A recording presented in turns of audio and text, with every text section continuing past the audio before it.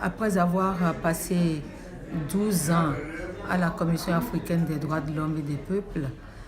en termes de promotion et de protection des droits de l'homme sur le continent africain, après avoir entretenu des relations très poussées avec tous les autres systèmes de promotion et de protection des droits de l'homme à travers le monde, je pense que la prochaine étape devrait être la Cour pénale internationale. On compte au sein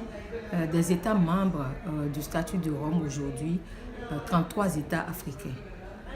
Ça veut dire, sur les 123 États, ça veut dire que quelque part, l'Afrique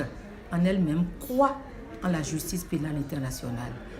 Et c'est vrai que quand on regarde un peu le nombre de cas qui sont déférés à la censure de la Cour pénale internationale, on peut se poser des questions. Mais je crois qu'il faut lire de fond en comble les textes fondamentaux de la Cour pénale internationale, les règles de procédure de la Cour pénale internationale et voir dans quelle mesure ces cas-là ont été déférés à la Cour pénale internationale. Ceci dit, on ne peut pas occulter la réaction que je considère comme une réaction politique de la part de certains acteurs africains. Et cela, moi, je dis que c'est pour la bonne cause dans la mesure où la Cour pénale internationale ne peut pas faire exception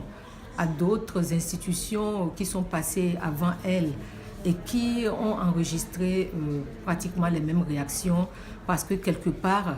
on a tendance à croire que la chose se fait d'une manière inéquitable. Mais quand on